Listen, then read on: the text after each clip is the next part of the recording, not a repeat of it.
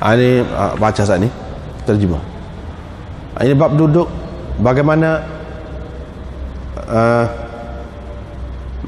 cara yang senang, mengikut cara yang senang kepada seseorang. Dengan sanadnya Imam Bukhari meriwayatkan dari Abi Sa'id Al-Khudri, katanya Nabi SAW melarang dari dua macam pakaian dan dari dua macam jual beli. Istimalis samma, istimalis samma, menyangkut kain di baju. Wal ihtiba' fi thawbin wahid, dan berselimut telanjang. Laisa ala farjil insan minhu syai', selimut telanjang itu masuk lakor tu terjemah. Ihtiba' fi thawbin wahid laisa ala farjil insan minhu syai', itu masuk lakor, dalam keadaan tidak ada apa-apa pun di atas kemaluan seseorang itu. Mana kain semata-mata, berselimut telanjang. Itu dua macam pakaian. Wal mulamasah wal munabadzah, itu dua macam jual beli yang dilarang.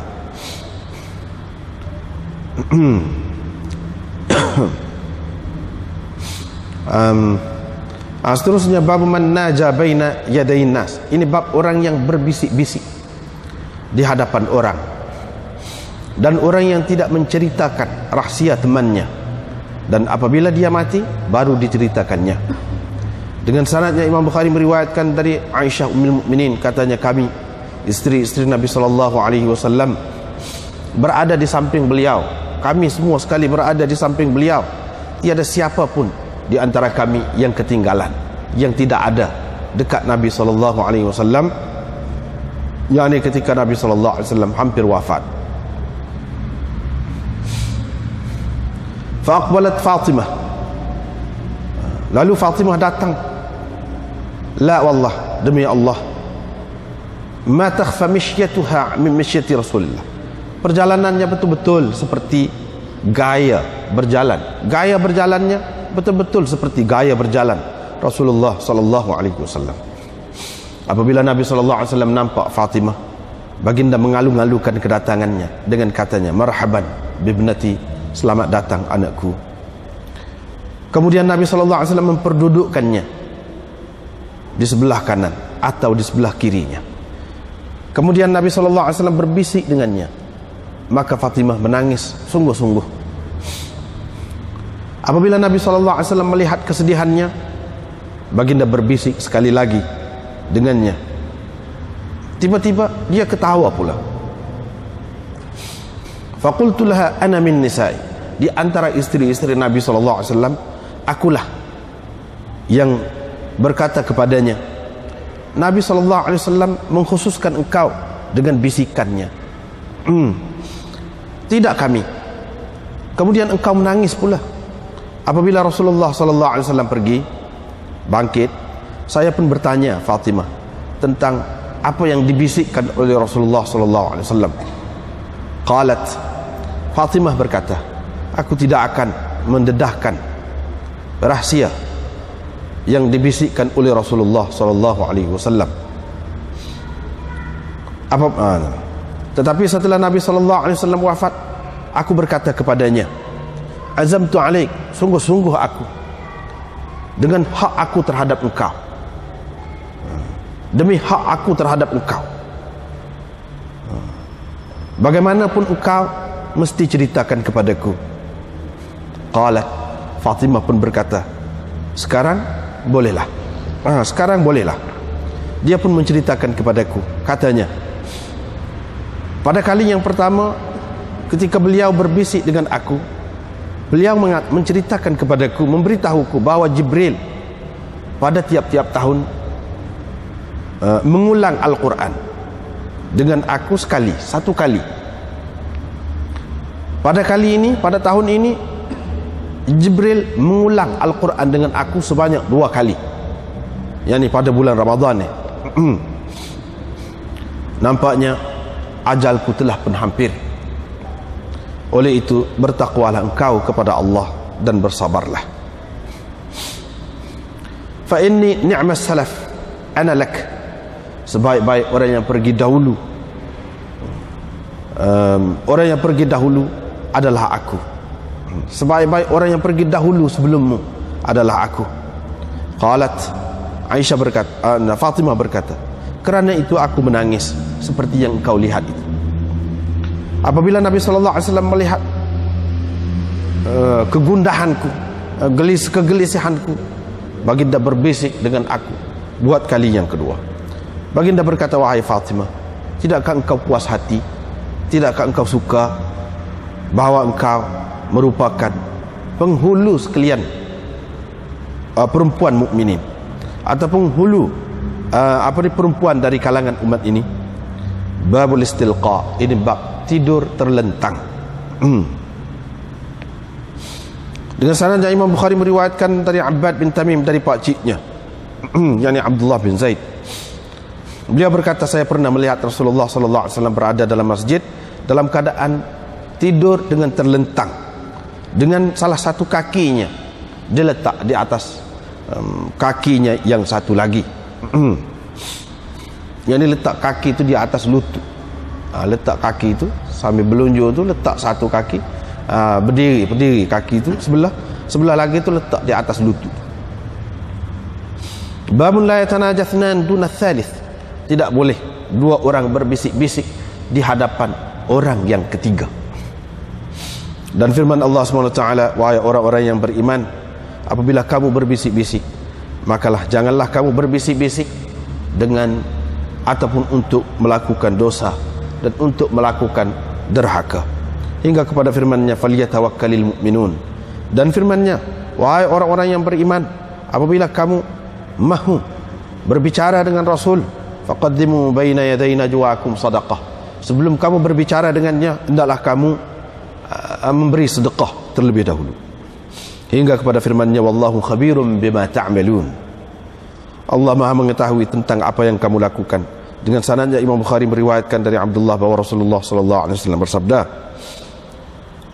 apabila ada 3 orang, maka 2 orang darinya, 2 orang daripadanya tidak boleh berbisik-bisik di hadapan yang ketiga.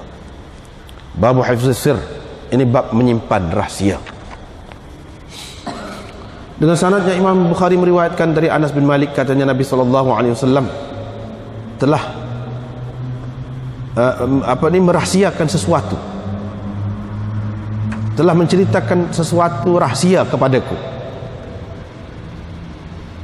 Fama akhbartu bihi ahadan ba'dahu, aku tidak ceritakan kepada sesiapa pun selepas baginda. Ummu Sulaim pernah bertanya aku, pun aku tidak menceritakan tentang rahsia itu kepadanya. Babun idza kanu aktsara min thalathah, kalau lebih dari 3 orang berada di sesuatu tempat, maka tidak mengapa ada di antara mereka yang berbisik-bisik atau bercakap dengan perlahan-perlahan.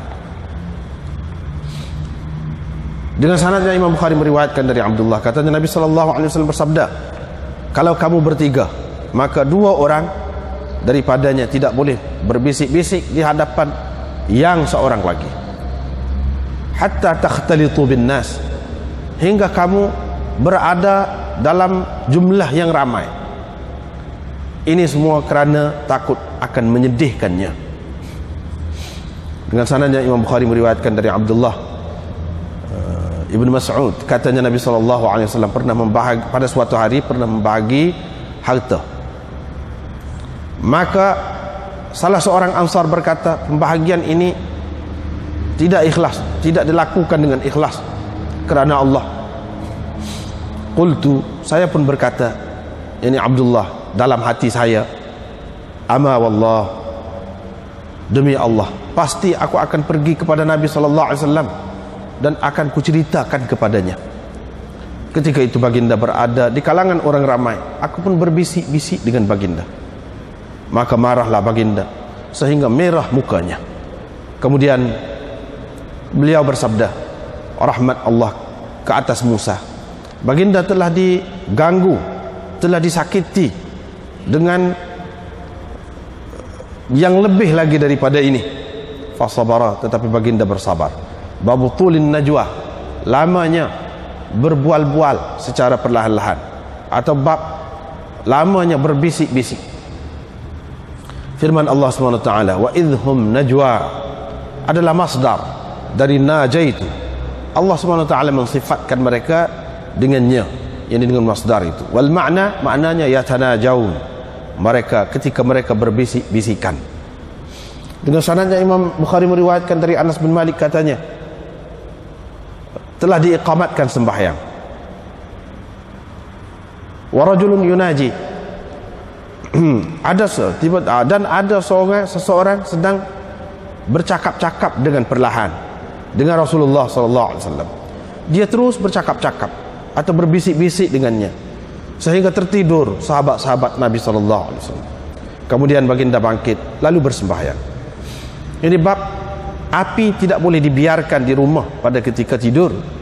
Dengan sanadnya Imam Bukhari meriwayatkan dari Abdullah bin Umar dari Nabi SAW, sabdanya, jangan kamu biarkan api di rumah kamu, yakni bernyala ketika kamu tidur. Dengan sanadnya Imam Bukhari meriwayatkan dari Abi Burdah dari Abi Musa, katanya ada sebuah rumah di Madinah terbakar ala ahlihi minal lail, terbakar ketika ahli rumah itu berada di dalamnya pada waktu malam. Fahudditha bi sya'nihim, maka keadaan itu diceritakan kepada Nabi SAW. Lalu baginda bersabda, sesungguhnya api ini sebenarnya musuh kamu. Oleh itu apabila kamu mahu tidur, maka padamkanlah api itu. Diriwayatkan dari Jabir bin Abdullah, katanya Rasulullah SAW bersabda, tudung bekas-bekas kamu dan tutup pintu-pintu rumah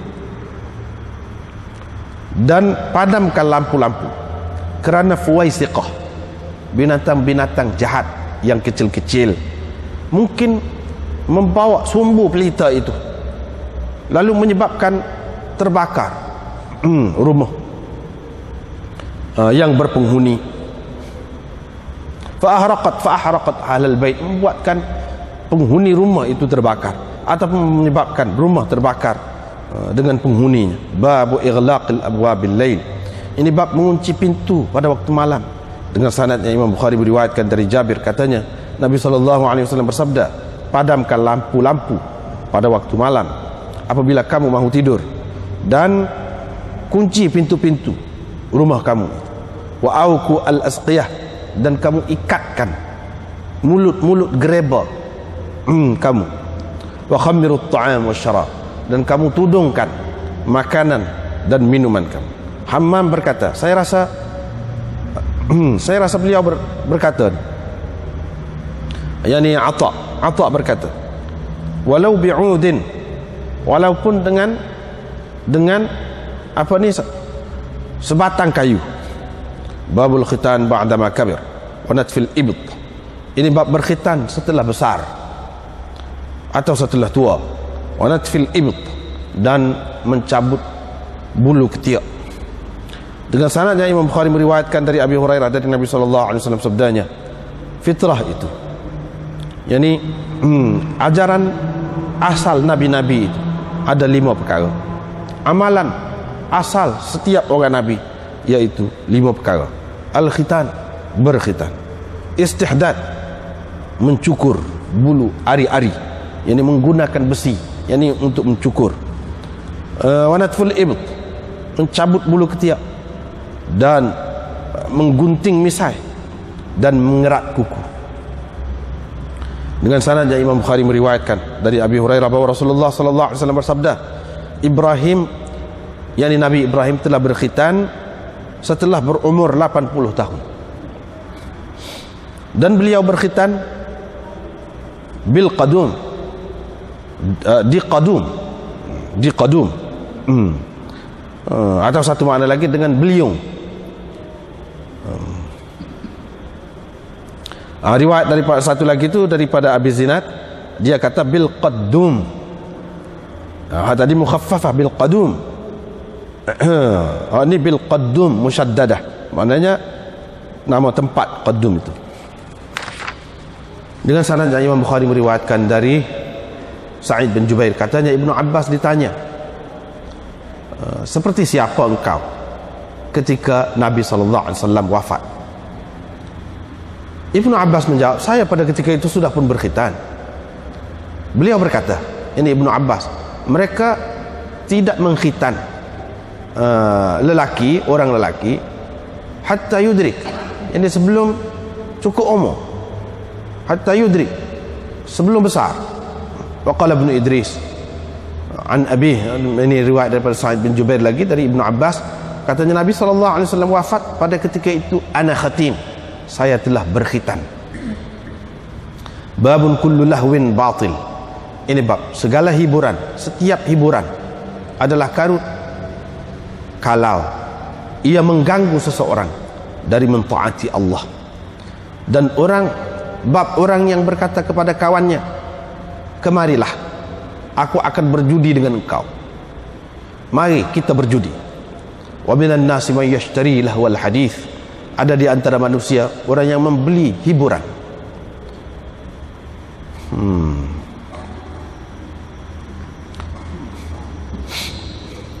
Dengan sanadnya Imam Bukhari meriwayatkan dari Abi Hurairah, katanya Rasulullah SAW bersabda, sesiapa di antara kamu yang bersumpah, dikatanya dalam sumpahnya itu demi Lat dan Uzza, maka hendaklah dia mengucap la ilaha illallah. Dan sesiapa yang berkata kepada sahabatnya, mari kita berjudi, aku nak berjudi dengan engkau, falyatasaddaq, maka hendaklah dia bersedekah. Bab ma ja'a fil bina, ini bab tentang binaan.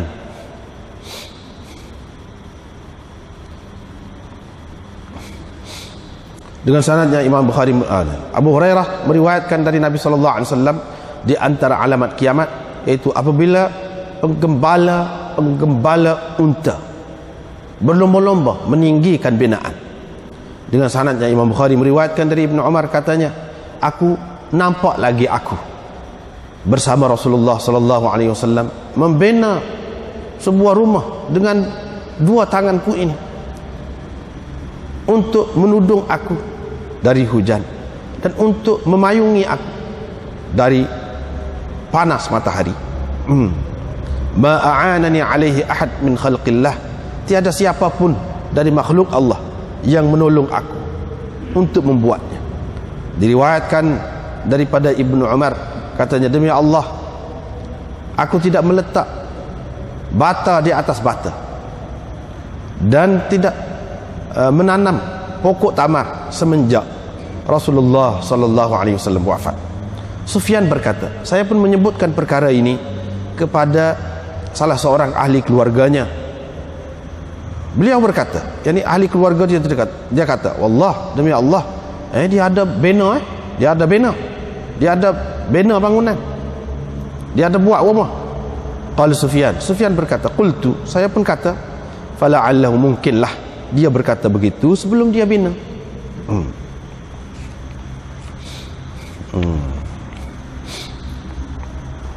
Baiklah, kita balik semula kepada baru ni, babul qailah ba'dal jumu'ah. Ini bab tidur tengah hari. Qailah, tidur tengah hari selepas Jumaat.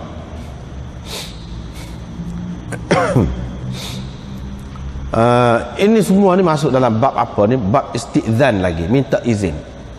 Bila begitu, masa orang tidur, kita pergi ke rumah orang, kena minta izin lah. Itulah maksudnya, kena minta izin lah. Kalau dia tidak tidur pun kena minta izin, apatah lagi kalau masa tu orang duduk tidur. Bila dia tidur, mungkin sekali terdedah aurat dia dalam keadaan dia tidak sedar, atau mungkin apa-apa lagi dia tengah buat, mungkin yang tidak sesuai dilihat oleh orang. Itulah hak dia ceritanya. Waktu yang anaknya babul qailah fil masjid, ini bab tidur dalam masjid, tidur tengah hari dalam masjid, boleh ke tidak? Ini bab minta izin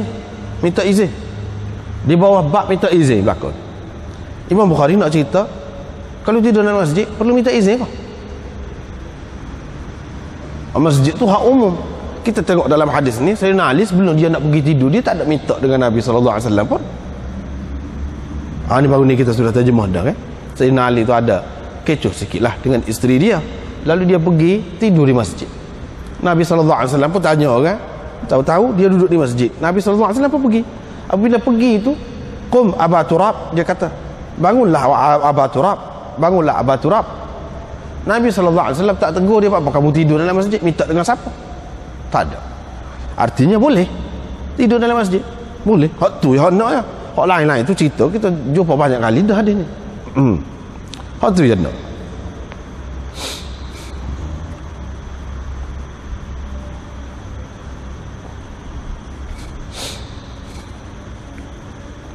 Ini bab orang yang pergi ziarah mana-mana orang, lalu dia tidur di rumah mereka.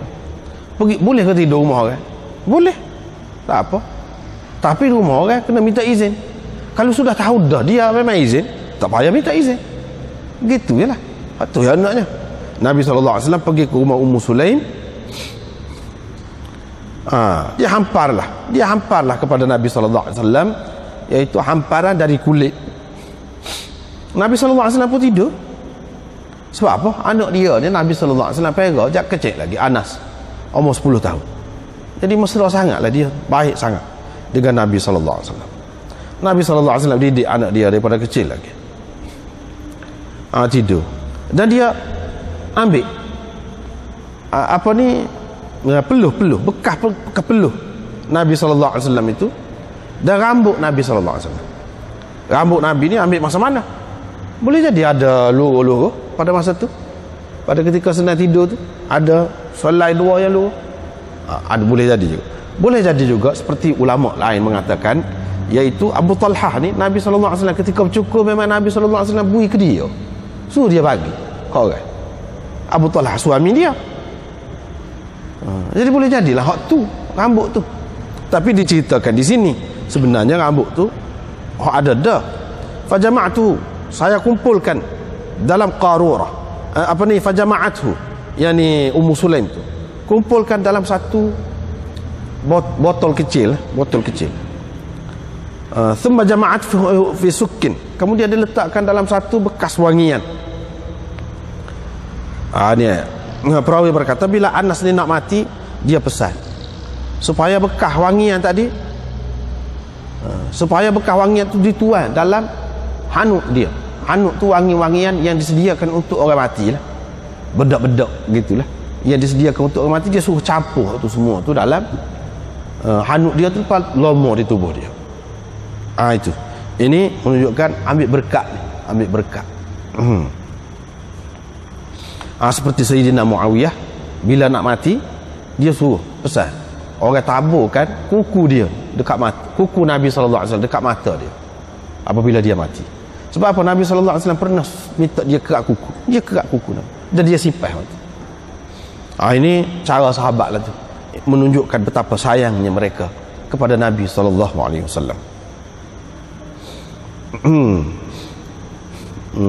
Anaknya mana? Nabi SAW tidur rumah dia tu je lah, tak anaknya. Jadi kalau sudah maklum dah, dia pun suka, tak ada apalah, boleh tidur. Kalau tidak, kena minta izin.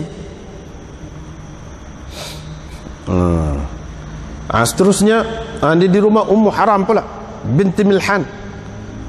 Dia bagi makan pada Nabi SAW. Pada suatu hari Nabi SAW pergi, dia tidur di rumah Ummu Haram. Maknanya Nabi SAW dengan sahabat-sahabat dia ni mesra. Mana kalau tidur pun ada juga tidur tengah hari ataupun malam, boleh jadi berlaku. Tapi tidur ini tidak lama, sekejap saja. Dalam hadis ini disebutkan tengah hari ni, pada satu hari. Lepas tu Nabi tidur, lelak mata. Lepas tu dia mimpi. Mimpi ni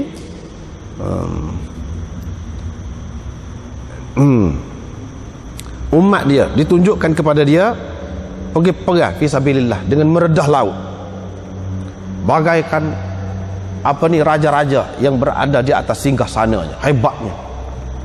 Pergi perang. Jadi Ummu Haram pun berkata, minta doa lah biar saya masuk dalam waktu.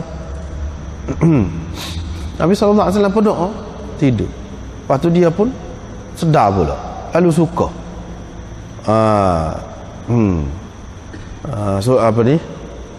Suka.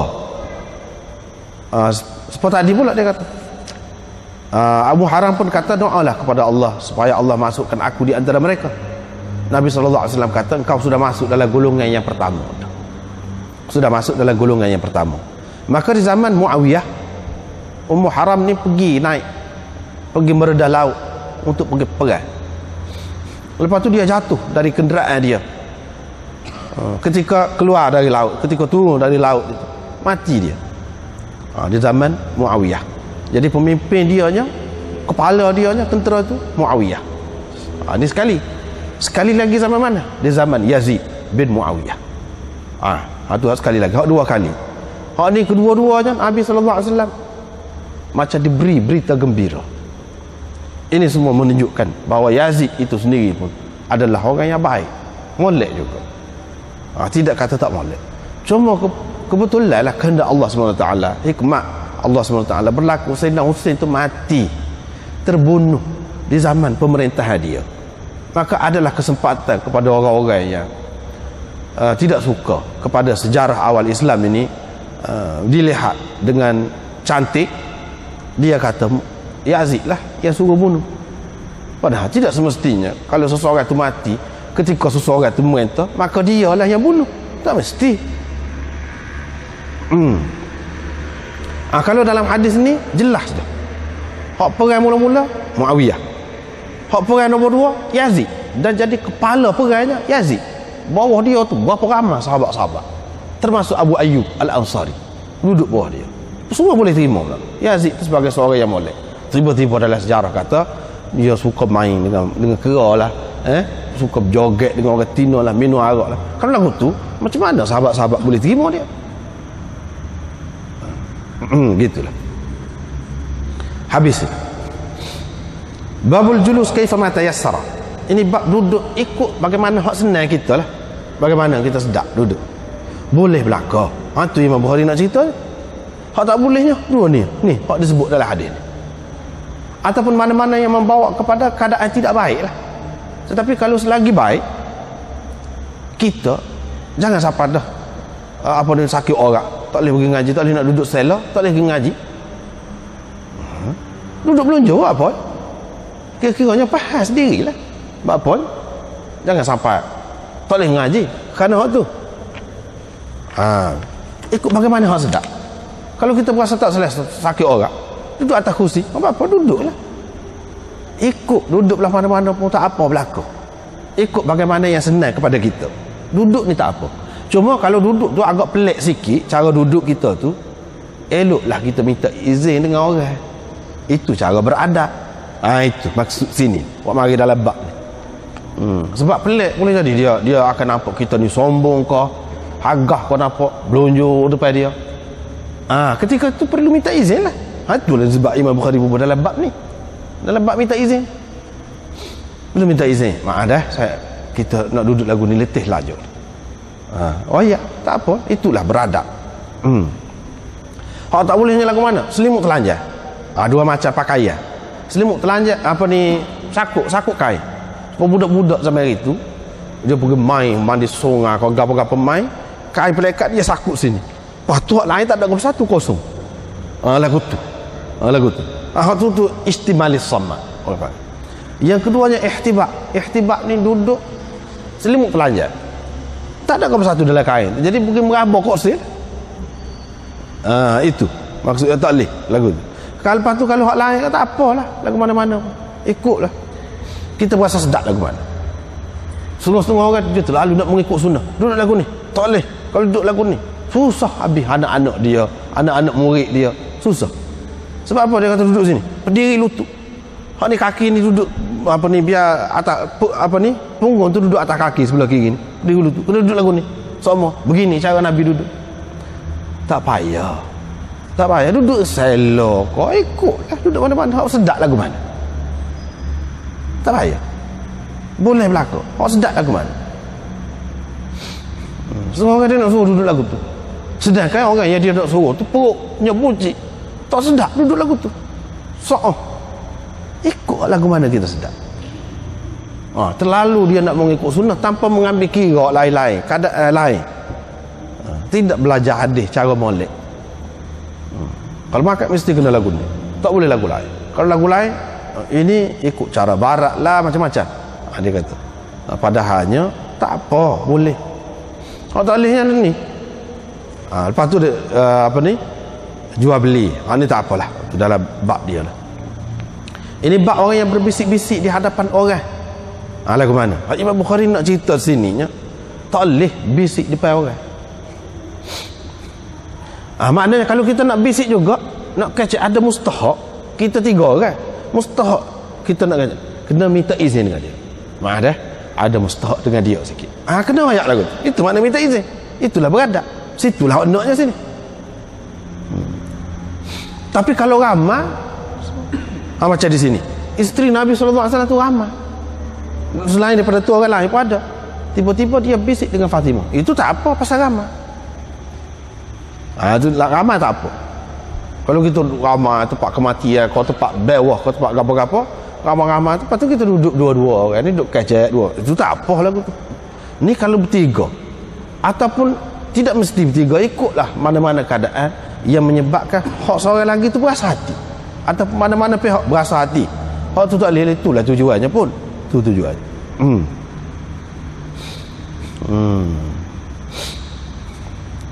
Dan orang yang tidak menceritakan rahsia kawannya, apabila mati baru dia cerita. Maknanya rahsia ni kadang-kadang hak seseorang tu bisik ataupun cerita seorang tu, kita tak boleh cerita kat orang. Itu makna beradab. Terutama kalau dia tidak izinkan, macam mana kita nak cerita? Ataupun kalau kita ni ustaz kau, atau kalau kita ni doktor kau, ikutlah ke berapa, lawyer kau, ikutlah ke berapa pun yang ada kaitan dengan orang ramai. Dia cerita benda rahsia dia, kita tak boleh royak. Kalau tidak sabit tu pun orang biasa, adab orang Islam, tak boleh royak. Kecuali kalau dia tak apa, kalau tidak tak boleh. Ada kalanya ada kebaikan kita ceritakan, misalnya dia sudah mati dan dia pun tak apa kalau cerita kalau sudah mati. Kalau sebelum mati tak boleh, ada kalanya begitu. Ada kalanya begitu. Lepas tu dia cerita ni, tak apalah ni hak tu jahannam, hak lain-lain tu tak apa.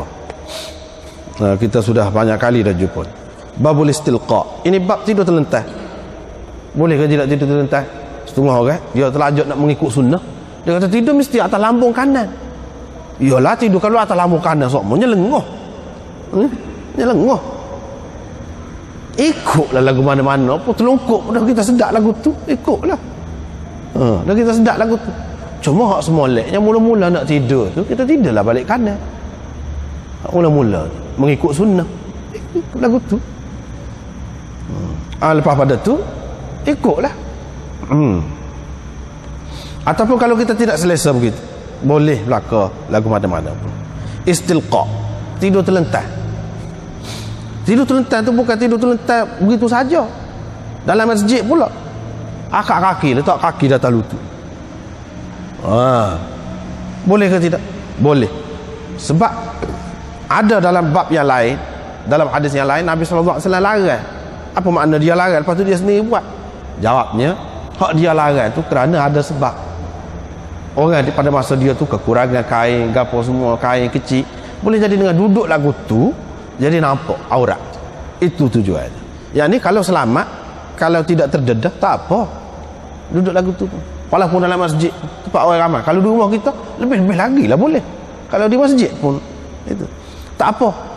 Dan tak payah minta izin dengan siapa-siapa. Tak payah minta izin dengan Tok Imam kau, Tok Ziak kau, ataupun Tok Bilal kau, kita nak tidur duduk lagu tu. Tak payah. Hak ni hak kita. Hak kita. Babul la yatanajathnan duna thalith. Tidak boleh dua orang berbisik-bisik di hadapan. Duna itu dengan makna amama. Kadang-kadang duna dengan makna khalfah, di belakang. Kadang-kadang duna dengan makna ghair. Sini duna maknanya amama, di hadapan. Dua orang tidak boleh berbisik-bisik di hadapan orang yang ketiga. Ini mana kalau tiga. Hak tadi, hak bisik tadi tak apa. Nabi SAW sendiri bisik. Sebab ramai, bukan tiga orang. Ni kalau tak boleh ni tiga.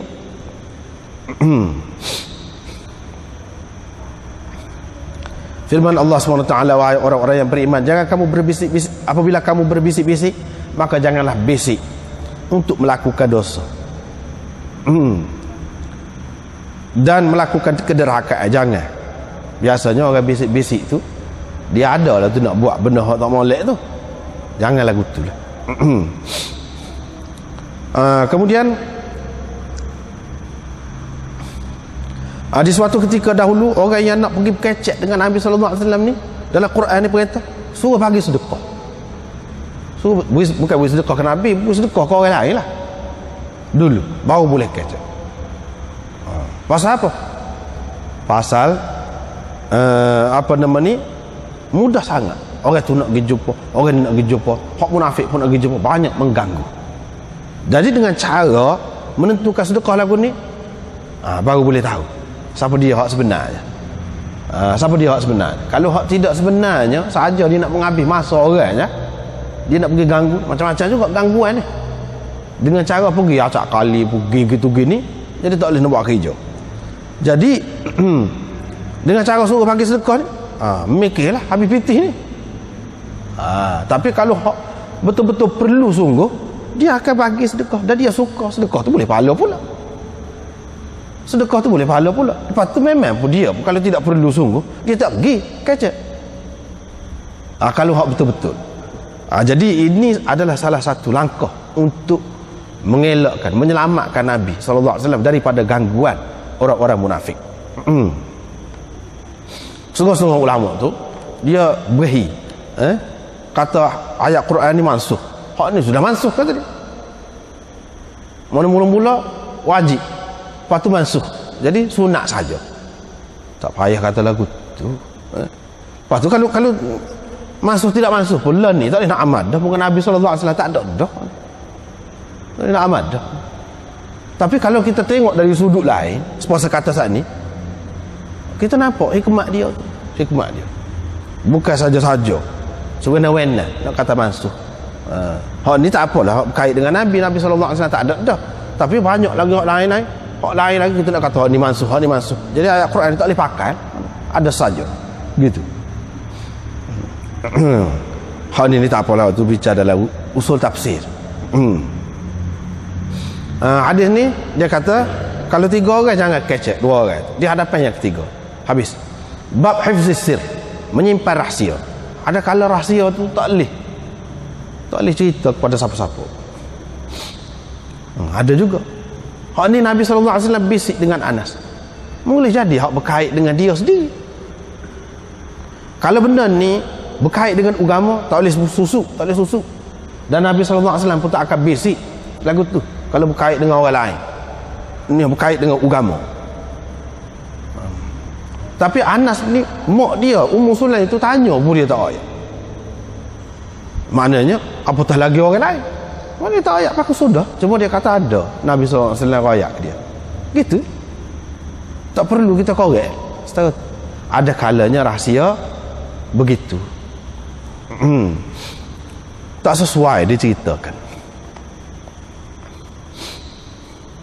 Maknanya apa dia tidak cerita juga. Boleh jadi dia faham Nabi SAW tidak izin. Mana berkait dengan keizinan ni, berkait dengan keizinan, bab izin. Lepas tu kalau lebih daripada 3 orang tak mengapa bisik-bisik, lebih kurang tadi juga. Abdullah bin Mas'ud dia sebut ni, kalau 3 orang tak boleh di hadapan seorang lagi, sehingga ramai. Kalau ramai tak apa, kerana takut akan menyedihkan yang seorang lagi. Mana tak serayak kita, moga kita tidak rapat dengan dia. Tak serayak kita, moga kita ni tak boleh pegang rahsia berkali. Tak serayak kita ni, moga kita ni tidak padan dengan dia, tidak setara dengan dia, macam-macam lah berasa. Jadi kecil hati, sebab itulah tak bagi tu.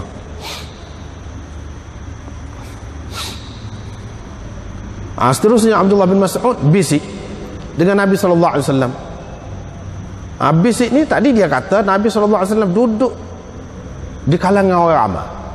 Tak apa, pasal bukan 3 orang ramai, dia pergi bisik dengan Nabi SAW, tak apa. Sudah banyak kali dah kita jumpa hadis ini. Babu tulin najwa, ini pula lama bisik. Tak apa kalau lama bisik, tak apa kalau perlu lama. Kemudian Imam Bukhari buat mari ni, wa idhum najwa, tulin najwa. Najwa di sini masdar. Lepas tu dalam Quran tu lagu mana wa idhum najwa. Najwa tu masdar kah?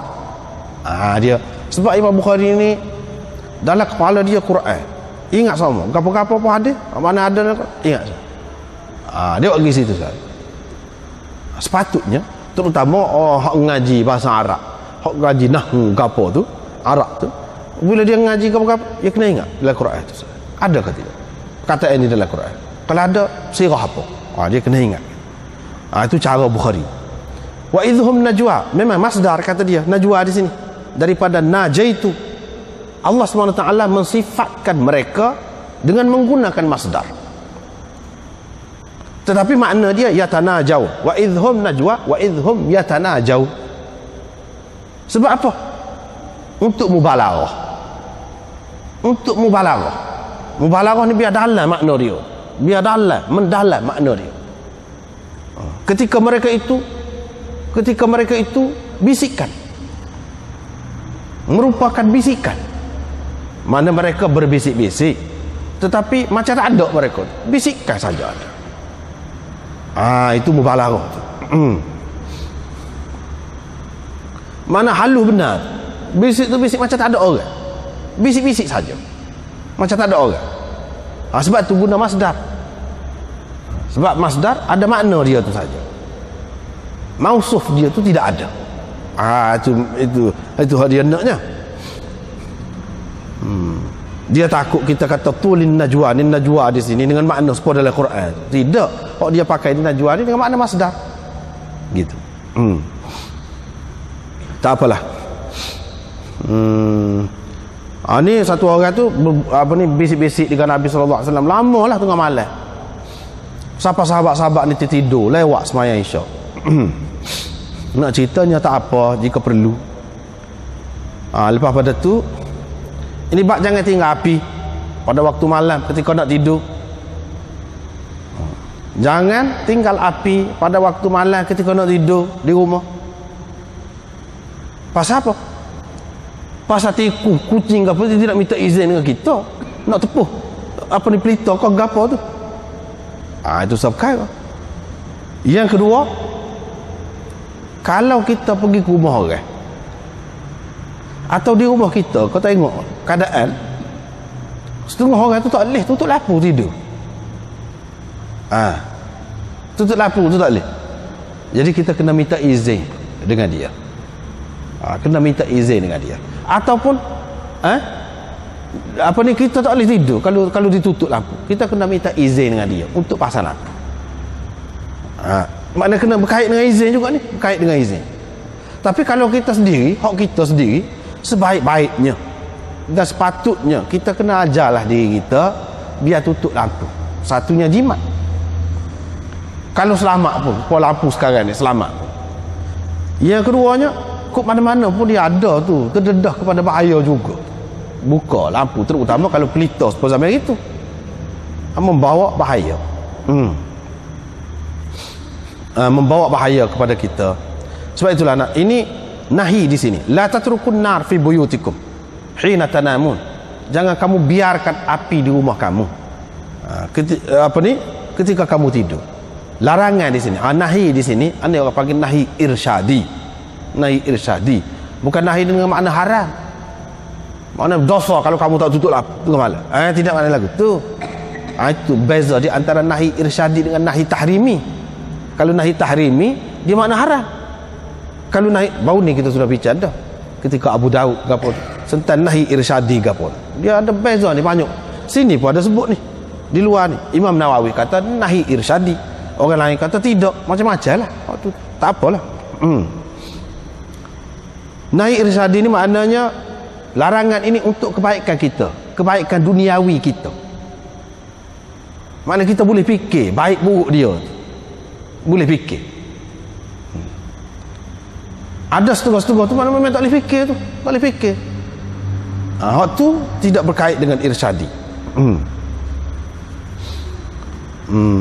Lepas tu cerita sebuah rumah di Madinah terbakar. Nabi SAW kata api ni sebenarnya musuh kamu. Musuh. Seperti kita katalah, jangan main air, jangan main. Air ni musuh. Jangan main angin. Angin ni musuh. Kalau kecil orang tua kata kawan, kalau besar lawan. Api pun lagu tu juga. Itu ini pun termasuk dalam hal itu. Satu. Yang kedua, Nabi SAW nak isyarat kepada kejadian iblis, syaitan, jin itu yang daripada api. Kita kena ingat itu asal kejadian dia. Jadi bila dia itulah musuhnya, isyarat kepada syaitan itu dijadikan daripada api itu. Jadi kalau asal kejadian musuh kita tu, musuh kita jugalah. Jadi kita kena beringat, boleh nak guna tu. Dan tak dapat tidak kita kena guna bila hidup dalam dunia sebagai manusia. Tak boleh nak lari daripada syaitan tu. Tapi kita kena pandai-pandai lah. Kena pandai-pandai. Begitu juga dengan api.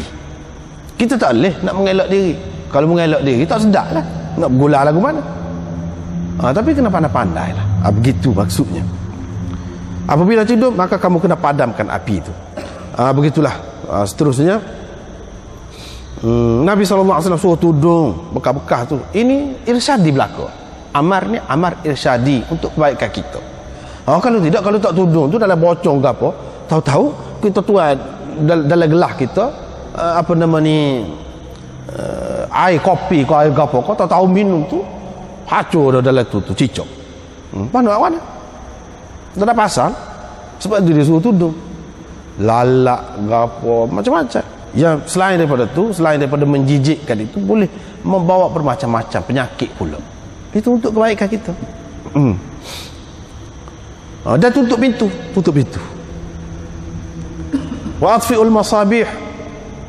Tutup pintu. Kadang-kadang tak ingat nak tutup pintu, jenis leceh, tak beringat. Tahu-tahu orang puak mari ataupun orang curi mari, dia kata, lepas tu duduk bala sama kita. Buat apa tak kunci pintu? Memang tak kunci pun. Kalau dia kata memang tak kunci pun. Mana ini semua keburukan kepada kita. Kalau kunci tu payahlah sikit, punya bunyi ke apa ke. Ini benda yang boleh fikir. Begitu juga padamkan lampu-lampu.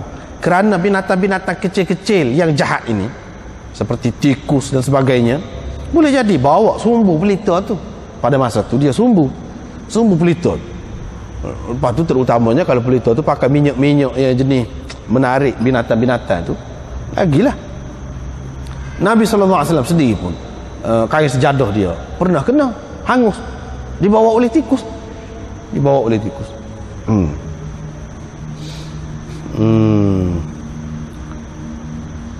Jadi terbakar rumah tu. Maknanya ni semua nak suruh beringat lah masalah api-api ke apa tu, kena beringat.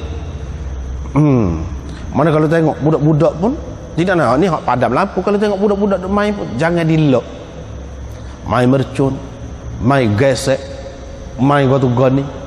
Mana kena beringat benar. Nampak lagu tu? Kalau hangus rumah berapa ribu tu, macam mana? Itulah benda. Mana kena beringat belaka lah daripada benda-benda yang membahayakan ini. Bukan masa nak tidur tu padam lampu saja. Hak lain-lain pun lagu tu juga. Ini bab menutup pintu pada waktu malam. Menutup pintu pada waktu malam. Sport tadi juga, orang curi, orang jahat, dia tidak minta izin dengan kita. Dia mari ke nak cokeh pintu kita. Lepas tu kita kena minta izin dengan siapa-siapa kau nak tutup pintu. Tak payah minta izin apanya. Memang rumah kita. Untuk keselamatan kita kunci. Apabila sudah kunci, orang nak mari, dah kita kunci dah. Takkanlah dia nak masuk nak ceroboh gitu. Mestilah dia kena minta izin dulu. Beri salat, minta izin dulu. Terutama malam-malam. Kita nak dengarlah dulu suara tu suara siapa. Kita nak dengar dulu suara tu suara siapa. Maknanya setara ni rumah tu sudah berkunci, tiba-tiba nak masuk senyap-senyap, itu bukan dia tu, bukan cara dia. Sebab itu dari segi hukum Islam pun seperti Nabi Musa dulu kan, malaikat tu pergi, tiba-tiba pergi, dia tampar malaikat tu sampai tubik mata.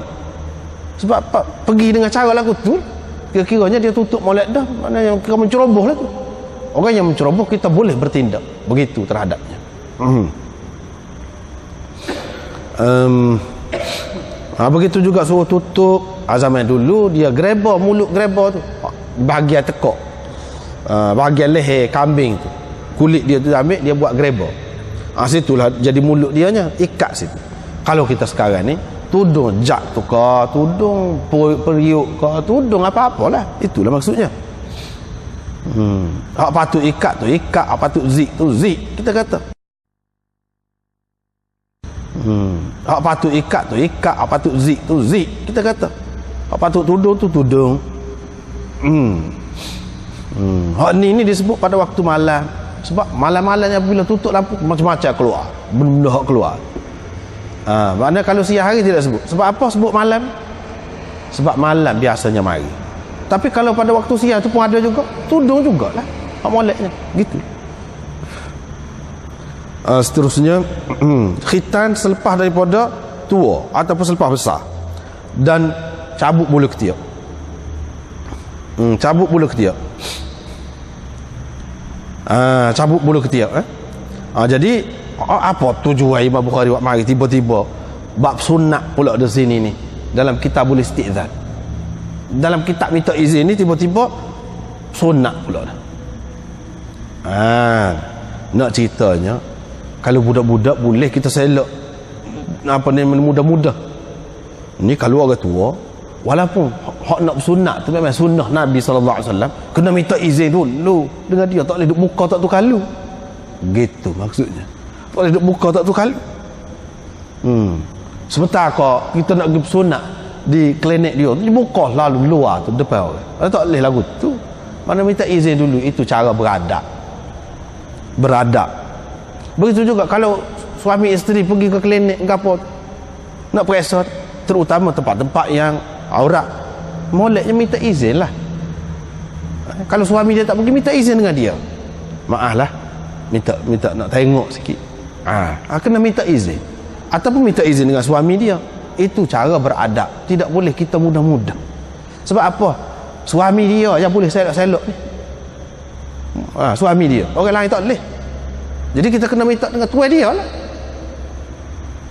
Kena minta dengan tuan dia. Gitu maksudnya. Sunat ni pun betul, memang sunnah, bahkan wajib. Setengah-setengah ulama kata wajib.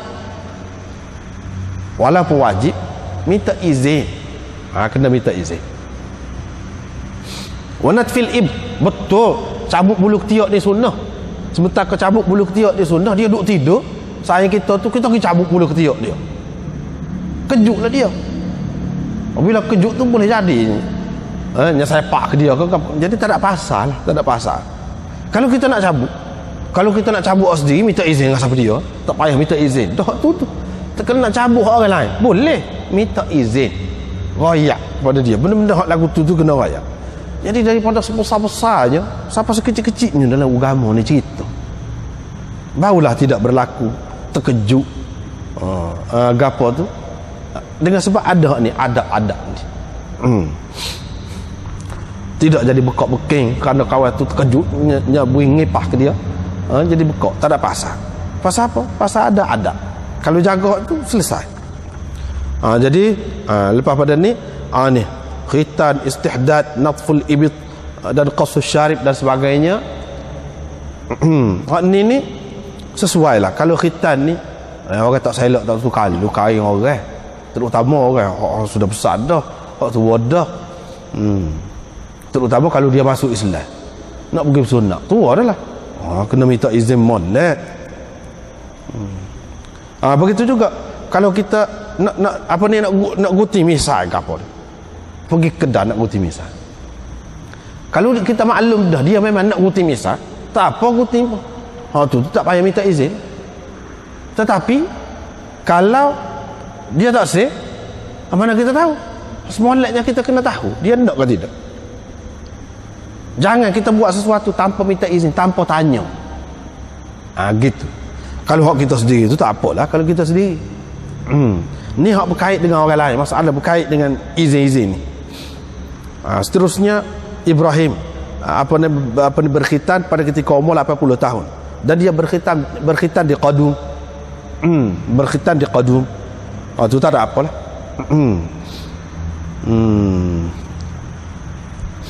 Lepas tu apa ni nak mari Nabi Ibrahim? Sebab tak ada lah cerita. Hak adanya Nabi Ibrahim. Ni lah orang tua je. Umur 80 tahun tak tua ke? Tua. Lepas tu nak minta izin dengan siapa dia? Tuhan izin dah. Tuhan izin dah. Tak ada nak minta izin dengan siapa dia lagi. Tak ada nak minta izin lah. Kalau kita boleh buat diri, dah Tuhan izin dah. Apa ni? Kalau kita boleh sunat diri kita sendiri, kita pandang. Tak payah minta izin apa lah. Tapi benda-benda lagu tu tak boleh nak, apa ni, nak sunat telinga kau misalnya nak kerak telinga. Tak boleh. Tuhan tak izin hak tu. Supaya apa nama ni, orang ni, orang jakung, orang asli ni kan dia luah telinga. Ha, luah telinga. Tu Tuhan tidak izin. Tak boleh. Tuhan tidak izin. Tapi kalau bersunat, Tuhan izin dah. Nak minta izin dengan siapa dia lagi? Kalau kita boleh buat diri, Tuhan izin dah. Tak apa lah. Walaupun hak tu luka, menyebabkan luka, tak apa. Dah Tuhan izin. Gitu.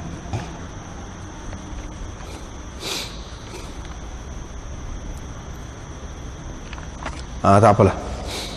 Seterusnya ditanya Ibnu Abbas, supaya siapa mu ni pada ketika Nabi SAW wafat? Mana supaya siapa tu umur bayar siapa pada ketika Nabi SAW wafat? Dia kata saya sunat dah pada masa tu. Maknanya apa yang sebut sunat dah pada masa tu? Kalau sunat ni maklum pada masa kecil, tak payah ayat lagu ni. Dia pun sebut orang pada masa tu dia tidak sunat, kecuali mana setelah besar baru sunat. Daripada sinilah mana setengah-setengah ulama mengatakan elok mana kita bersunat tu setelah besar sikit. Tapi janganlah sampai bulu-bulu dulu, janganlah sampai gitu. Tapi setelah besar lah. Setengah-setengah negeri tu dia kecil lagi 2-3 hari baru beranak dia bersunat dah. Itu menyeksa budak-budak tu. Menyeksa budak-budak tu. Terutama budak-budak dia bukan reti, tangan dia tu capak kok sih. Lepas kita nak ikat lagu mana? Tak apa, besar sikit pun baru bersunat pun tak apa. Ini hadisnya. Ibnu Abbas kata sahabat-sahabat sunat besar baru sunat. Besar yudrika tu maknanya dekat-dekat nak balik. Dekat-dekat nak balik. Baru sunat. Jadi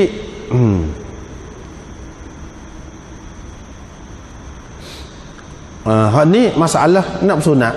Bersunat dekat nak balik tu pun besar kalau dah tu budak tu. Apabila budak tu besar, kita tak boleh buat sewenang-wenang lah. Mana kita kena minta izin, beradab sikit dengan dia tu. Nah gitu.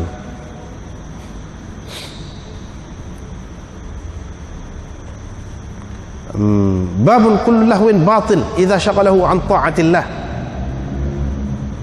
Ini bab segala hiburan itu karut kalau mengganggu seseorang dari mentaati Allah. Hiburan, permainan ini karut, batil, sia-sia kalau mengganggu seseorang dari taat kepada Allah. Imam Bukhari nak cerita benda lain pula ni. Nak cerita benda lain pula ni. Apa ya? Apa nama ni dalam bab minta izin ni? Cara hiburan, cara apa ni? Apa? Gini. Kalau zaman sekarang ni mudah nampak. Kalau kita buat contoh, mudah nampak. Driver kereta ni kalau dia tak pasal lagu, ngatuk dia. Bawa kereta ni, bawa kereta. Kalau dia tak pasal lagu, ngatuk dia. Lepas tu orang naik atas kereta dia. Lagu mana? Dia kena minta izin. Kita nak pasal lagu ni kita tak boleh. Kena royak gitu. Jangan sewenang-wenang dia. Jangan sewenang-wenang. Katakanlah begitu. Kalau mengganggu dari mentaat, itu satu. Yang keduanya, tidak nak pergi mana-mana. Duduk rumah, duduk buat kerja ataupun buat apa-apa. Belah-belah tu kita hiburan. Hiburan ni biasanya dengan dengar, dengan menonton, dengan gapo, kita kata tak apa kalau tidak mengganggu daripada mentaati Allah. Itu mengikut Imam Bukhari. Tak apa. Terutama kalau menyebabkan dia tu jadi ralik buat kerja. Tak apa. Kalau dengar lagu, dengan muzik. Apalagi kalau kita mengikut Ibnu Hazm dulu, kita sudah bincang dah dulu. Tu jelas lah dia mengatakan muzik itu tak apa.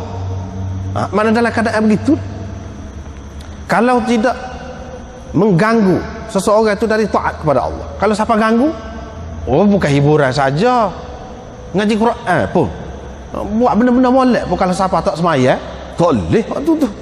Siapa tak semaya ni tidak ganggu, semua segala kewajipan dia, segala tanggungjawab dia molek. Bahkan ini mencergaskan dia untuk buat kerja, katakanlah begitu, membuatkan dia tidak mengantuk. Kalau tidak jadi mengantuk, maka tak apa waktu tu. Lepas tu dia kata, orang yang kata kepada kawan dia, mari aku nak berjudi denganmu. Dan lepas tu dia mari ayat, wa minan nasi man yashtari lahwal hadith liyudilla an sabilillahi bighairi ilm wa yattakhidhaha huzwa ulaika lahum azabun muhin. Tu dalam ayat tu. Kebanyakan orang, tu cara Imam Bukhari ni, dia halus cara dia. Cara Imam Bukhari ni, dia sebab dia tahu dah ramai orang duk kata dalil daripada Quran hak tak boleh, hiburan ni hak mana ni, hak paling jelas. Sedangkan Imam Bukhari kata hak ni cerita lain, cerita lain.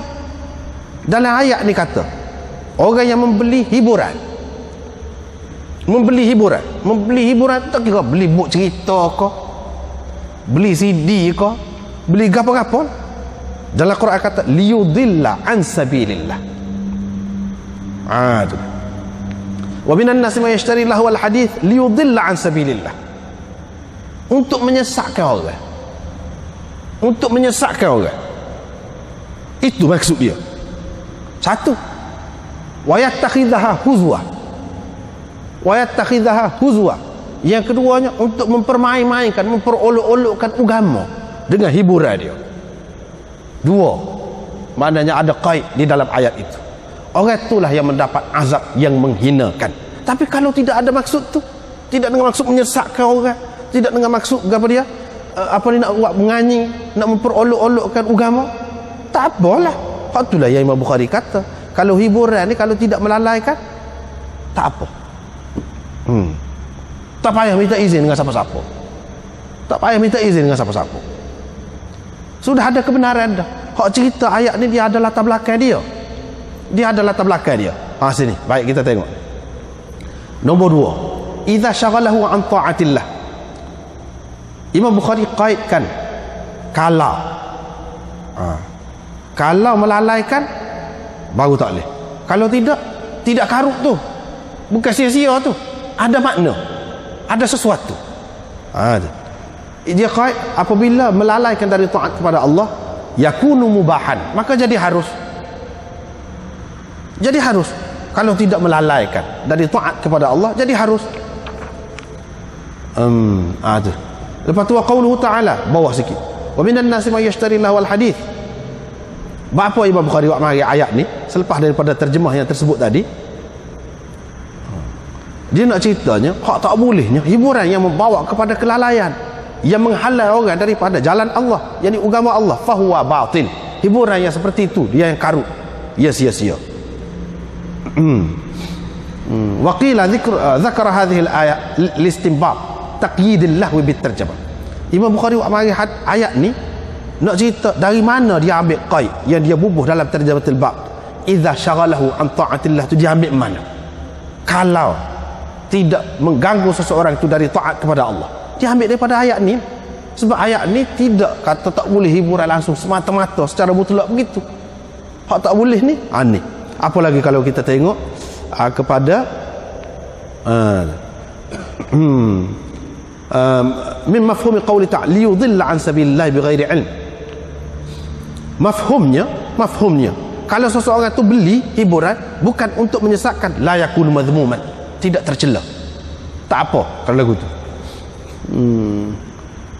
Waqtulifa fil lahwi, ulama berselisih faham tentang lahu yang dikatakan hiburan tu gapo dia dalam ayat ni. Ibnu Mas'ud jelas kata nyanyian, lagu, dia kata tu maksud hiburan. Maknanya lagu pun kalau tidak melalaikan tak apa. Wa halafa alaihi thalathan, Ibnu Mas'ud bersumpah 3 kali memang lagu kata dia. Itu maksudnya lahu yang dimaksudkan dalam ayat tadi. Tak apalah. Seterusnya macam-macam lagi. Ibnu Jurayj kata tabl, gendang kata dia. Ada pula kata lahwal hadis tu syirik. Ada pula yang mengatakan latar belakang apa nama ni ayat ni turun, iaitu satu orang tu dia beli hamba perempuan untuk menyanyi. Ada pula ulama yang mengatakan ayat ini turun sehubungan dengan Nadhr bin Al-Harith. Dia ni pergi berniaga ke Parsi. Dia beli buku-buku ajam, orang-orang ajam. Yang ni jenis Nobel, cerpen, apa dia beli sana. Lepas tu dia balik, dia bercerita tu kepada orang Quraisy. Dia kata, Muhammad, duduk baca hadis kepada kamu. Cerita kaum Ad, kaum Thamud. Aku nak cerita kepada kamu cerita Rustam dan Bahram pula, kata dia. Di sini cerita. Maka orang ramai apa kata, oh sedap dia. Jadi tak jadi pergi. Asalnya orang nak pergi dengar Nabi SAW ceramah. Nabi SAW cerita. Ni waktu dia buka tempat dia ni, orang pergi tempat dia. Dengan maksud dia buat tu, beli buku-buku tadi, nak suruh orang baca, nak suruh orang dengar cerita tu supaya mengalihkan perhatian orang daripada pergi. Itu maksud asal. Yatrukun istima' al-Quran. Mereka pun tak dengar Quran dah. Itu asal cerita. Hak inilah yang maksudkan ayat ni. Orang yang pergi beli hiburan tu dengan maksud nak menyesatkan orang dan memperolok-olokkan agama Allah. Itu dengan maksud tu. Kalau tidak ada maksud tu, kalau tidak ada maksud, inilah dia cerita tadi. Sebab itu dengan ada qaid, bagaimanapun ada dalam hadis yang sahih yang kemukakan oleh Imam Ahmad dan ramai lagi, Abu Daud, apa semua ada belakang ni, dan dikatakan sahih oleh Ibnu Khuzaimah dan Hakim. Hadis Uqbah bin Amir, hadis marfu', dia kata apa? Begini bunyi hadisnya. Kullu ma yalhu bihil mar'ul muslim batil illa ramyahu biqawsihi wa ta'dhibahu farasahu wa mula'abatahu ahlahu. Itu hadisnya. Yani setiap perkara yang melalaikan seseorang muslim itu adalah karut belaka, kecuali dia memanah dengan menggunakan busur panahnya, dan dia mengajar kuda dia, dan dia bergurau senda bermain-main dengan anak isterinya. Hak tu hak ada faedahnya. Hak tidak sia-sia. Hadis itu sahih, tak ada apa. Tapi oleh kerana hadis ini tidak menepati syarat Imam Bukhari, Imam Bukhari ambil kepala hadis ini bubuh dalam tarjamatul bab dia. Kullu lahwin batilun, iaitu hadis tadi, kullu ma yalhu bihil mar'ul muslim batilun. Mafhum dia, maksud dia ada situ. Tidak menepati syarat dia mari dalam tarjamatul bab. Tarjamatul bab dia ni hadis dah. Jadi apa maksud Nabi SAW kata batil tu? Sia-sia, tak ada faedah. Hak ada faedah ni lagu mana? Banyak tak ada faedah. Tapi harus. Hak Nabi SAW naknya lagu mana? Bila berhibur, bila bersuka, dapat sesuatu, ada munafaat dia. Misalnya suka-suka pergi mandi kolam kau sungai, bila tu boleh pandai berenang, kan ada faedah tu. Bila suka-suka pergi main silap, pergi main bertinju ke gapo kau, bila tu kita boleh satu ilmu mempertahankan diri. Hak lagu tu ataupun kita bila itu bagus juga, tapi bukan semua orang ada anak pinak dia. Hak ni nak cerita hak ada faedah dan ada hasil untuk dia, tapi berapa banyak tak ada faedah. Maksud Nabi SAW, misalnya kita kata main badminton, boleh ke tidak boleh? Boleh. Apa faedah? Tak ada faedah kan nak kira. Nak kata pandai seni mempertahankan diri, pandai berenang, main badminton, tak. Main bola, apa faedah? Kalau nak kira tak ada faedah. Kalau nak kira lah dari segi untuk tubuh kita, maksud Nabi SAW sebenarnya. Tetapi harus ke tidak? Harus. Begitulah juga tadi. Hak semolek-molek dalam masalah hiburan, dalam masalah sukan, kita pilih yang ada mendatangkan kebaikan, faedah untuk diri kita, untuk masyarakat kita dan sebagainya. Jangan tak ada faedah langsung. Dengar lagu, apa faedah? Tak ada faedah kalau kita. Tak ada faedah. Hanya berasa sedap sendiri gitu je lah. Situ. Berapa banyak benda-benda yang harus, tapi kalau nak kira ada faedah, tak ada faedah. Harus. Kurang molek lah lagu hak Nabi SAW naknya hiburan ni dalam bentuk tadi. Itulah yang sebaik-baiknya. Baru tidak sia-sia. Kalau tidak pada hakikatnya, sia-sia. Orang dengar sedap saja, main sedap saja. Hakikatnya tak boleh apa. Hakikat. Oh sekarang ni orang main cerita lain pula boleh pitih. Oh tu boleh pitih pula tu. Oh tu cerita lain. Ada faedah. Ada faedah lah jadi. Ada faedah. Tetapi sebaik-baiknya tak usahlah kita majukan sukan ataupun olahraga hak jenis-jenis tu. Moleknya kita maju ke jenis ada faedah. Memanjat. Macam mana nak naik bangunan. Kalau apa-apa keperluan boleh. Berayung guna tali ke apa tu. Ada faedah. Ada faedah. Main tongkat kau ataupun pergi bedil kau. Tahu juga cara guna bedil. Ada faedah lagu tu. Begitu juga kalau nak berhibur ada faedah ke apa dia? Dengar Quran. Dengar ngaji Quran. Boleh pahala. Boleh dengar. Tapi apakah semua orang dia terhibur dengan benda-benda begitu? Ini cerita orang ramai, cerita orang ramai. Cerita masyarakat tidak. Setengah-setengah orang Quran tu bagus. Dia tak ada agama satu. Cumanya takkan kita nak dengar Quran semua. Dia kata. Memanglah benar tu bagus. Main silap tak buka beking dah. Betih gapo ni buka. Nak kata jenis main hak lagu lain hak jenis tidak sakit. Kita nak apa? Dalam keadaan tu bolehlah harus. Tidak sia-sia. Tetapi hak jenis-jenis hiburan, jenis-jenis gini ni, dia kena beringat. Ada orang suka, ada orang tidak suka. Apabila kita nak guna benda-benda lagu ni, walaupun kepada kita mungkin adalah sesuatu kebaikan, kita kena tanya dulu saing kita tu, kalau kita nak pasang lagu derah-derah pun, dia suka kan tidak? Minta izin dulu. Itu maksud dia. Minta izin dulu. Jangan sewenang-wenang. Sementara kau kata harus, bolehlah. Sesuka hati kita.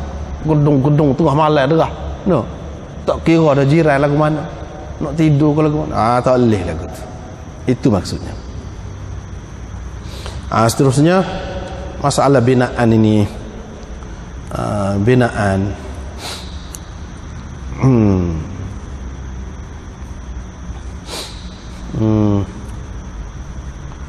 Di antara alamat kiamat, dia kata penggembala-penggembala unta ni berlomba-lomba dalam meninggikan bangunan.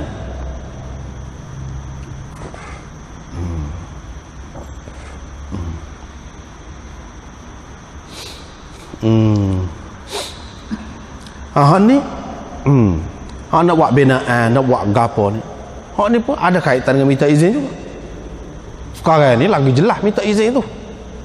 Kita nak buat rumah ni, tak boleh sewenang-wenang, terutama duduk bandar, kena tanya ni. Orang bandar, orang gapo kena tanya. Banyak perkara. Kalau kita nak buat parit tak boleh sewenang-wenang buat parit. Jadi kena tanya. Lepas tu bangunan ni pula selamat kau tidak ni, tinggi-tinggi nak buat ni, kena minta izin. Kena ada keizinan. Kalau tak ada keizinan, benda tu membawa bahaya, dan menyebabkan jadi celaru. Itu maksudnya. Bukan nak cerita tak boleh buat bangunan tinggi. Hak Nabi SAW cerita ni hakikat, kenyataan yang akan berlaku di akhir zaman, yang mana tidak berlaku zaman dulu. Tu dia nak cerita. Tidak semesti hak Nabi cerita sebagai alamat kiamat tu benda tu tak molek dibuat. Tak mesti. Dia hanya cerita keadaan yang akan berlaku. Semua dia sendiri tu. Kedatangan Nabi SAW sendiri alamat kiamat tu. Tak molek kau. Kedatangan dia tu alamat kiamat tu. Begitulah juga lain-lain. Jadi alamat-alamat kiamat yang disebut oleh Nabi SAW ni ada dua macam. Ada kalanya hak dia sebut ni memang hak tak molek, kita tak patut buat hak tu. Yang kedua, tak ada kena mengena molek tak molek tu. Dia hanya menceritakan apa yang akan berlaku, dan ini membenarkan kata-kata Nabi SAW. Nampak mukjizat Nabi SAW, walaupun tak ada sama dia bangunan tinggi-tinggi, dia sudah cerita. Dia sudah cerita. Itu menunjukkan mukjizat Nabi SAW. Lepas pada tu Ibnu Umar ni dia kata dia buat rumah sendiri, rekahnya pada masa tu sekadar nak meneduh daripada hujan, meneduh daripada matahari tu je, kata dia. Tak ada siapa dia tolong, nak tolong buat kepada dia nya. Dia moga rekas. Moga rekas. Tapi kalau nak buat bangunan puluh-puluh tikap, beratus tikap tu, kena minta izin tu. Tak boleh buat satu kalu tu. Nak naik atas bangunan tu kena minta izin. Pada masa duduk baik hidup gitu gini, tak boleh naik satu kalu. Terutama bangunan tinggi, bahaya. Kena minta izin. Nak buat bangunan tu, ketika nak buat, dia kena ada peraturan dia. Kalau tidak, bahaya kepada kita. Lepas tu di mana orang yang bertanggungjawab tu? Kementerian Buruh ke apa tu? Tenaga manusia ke apa? Apa dia tak cara untuk keselamatan orang buat kerja bangunan tinggi-tinggi? Dia ada kait dengan izin-izin ni. Semua ni masalah bangunan. Tapi kalau hak ringkas macam tu, nak royak agak dia, siapa dia nak tolong? Apa faedah nak tolong? Dah ringkas. Itu maksudnya. Maknanya zaman Nabi SAW dia tak cara kepada bangunan-bangunan ni. Walaupun bangunan tidak tinggi, tetapi dari segi kemanusiaan dia tu, orang zaman tu tinggi, ruhani dia tu tinggi. Lepas tu Ibnu Umar kata dia tidak buat bata ke apa, tidak tanam pokok semenjak Nabi SAW wafat. Mana dia tak sama ke? Sufyan kata, aku tanya lepas tu anak keluarga dia, dia kata buat rumah. Dia berkata kalau tu boleh jadi. Hak dia kata dia tidak buat tu, qabla ayat beliau, sebelum dia bina. Makna lepas pada Nabi mati dia tak bina lagi. Dia tak buat setakat masa tu. Lepas pada dia cerita ni, dia buat pun menunjukkan bukan tak buat tu bukan kerana tak boleh, bukan kerana haram, tapi mungkin tak ada pitih kok, tidak ada keperluan pada masa tu. Apabila perlu bolehlah gitu. Wallahu a'lam.